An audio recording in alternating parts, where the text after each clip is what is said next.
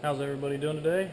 We're here getting ready to install a GM 670 style gearbox upgrade on the 77 Trans Am I got here.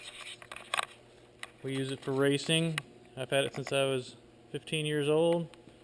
Cruising, park the kids in the back of the car seats. A little bit of everything with this car.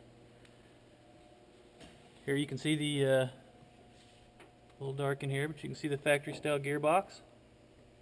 That's the original 1977 gearbox. It's been in the whole time.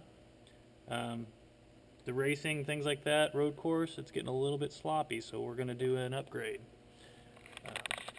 This is a Pontiac 400 engine. It's Ford and Stroke 468. It's a 540 horse, 600 foot-pound of torque.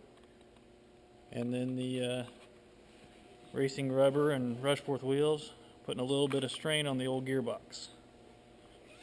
Here you can see the new gearbox that we got from ProTouringFbody.com.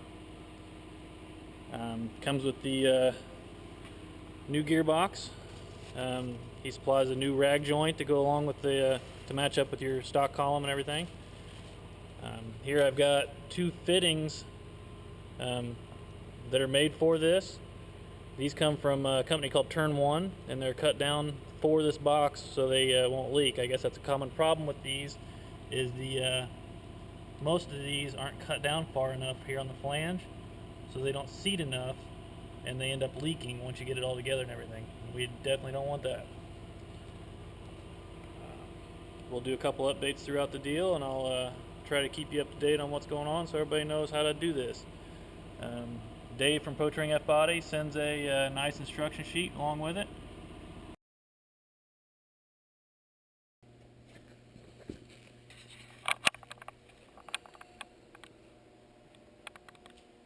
First thing we're going to do here, obviously you can see some leaking coming from the box, so we've got some seal damage.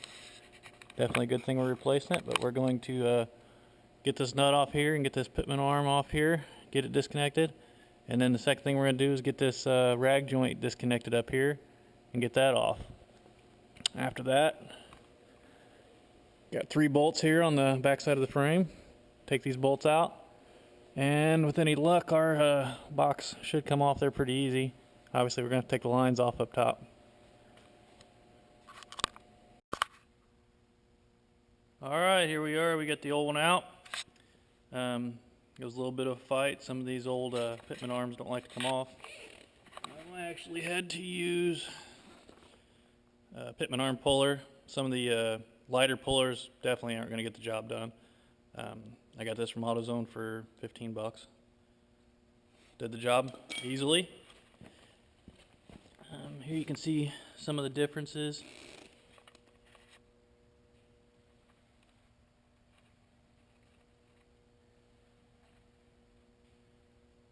This is a 4-bolt setup, but it'll work in the 3-bolt setup. You just don't use one of the holes.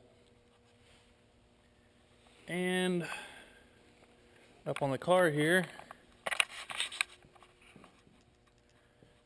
and this is what we're looking at. I don't know if you can see that, but we're going to do a little cleanup in there and get everything ready to go.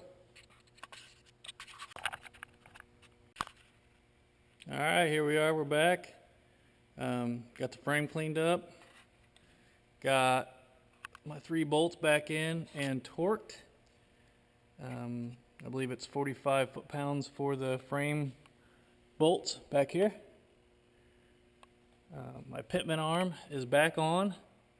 100 foot-pounds for that.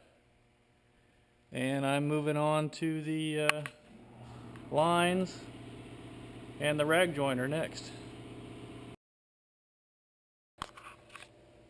Alright, so here we are. We just finished on the top side.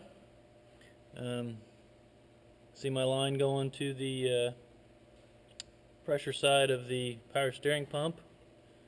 And then this is the line that would be the return. It's going to the front of the car to a power steering cooler, and then comes back down to the return side of the pump. You can also see the new rag joint. Got the bolts in and tight. Got the spline bolt in and tight. And then that's pretty much it. We're here. Gotta add some fluid to the reservoir, and then I'll run it through to bleed all the lines. Then I'll start the car and run it through a couple more times, make sure all the lines are bled really well. And then time for a test drive. Alright, we got the power steering box upgrade all finished.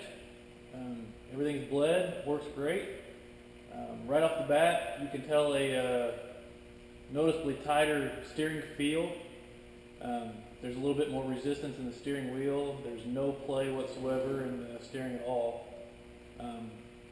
I'm guessing the tightness in the steering is going to provide a little bit more feedback on the road course and the autocross course, which should be very nice. There was a lot of play in the old box that honestly you don't even realize was there until after you put the new box in. I'll start it up and rotate the steering through a little bit, and we're good to go.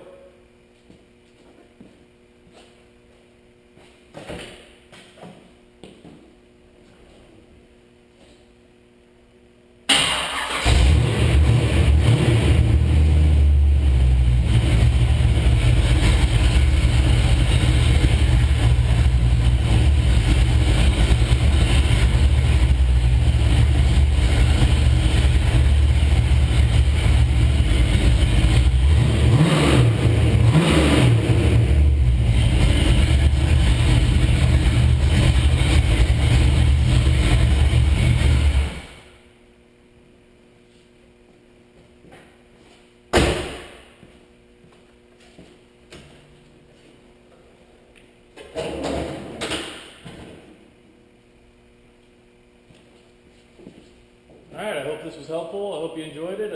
Subscribe to my channel, and there'll be a lot more product updates coming with Pro Touring F-Body, Viking shocks, Willwood brakes, and things like that.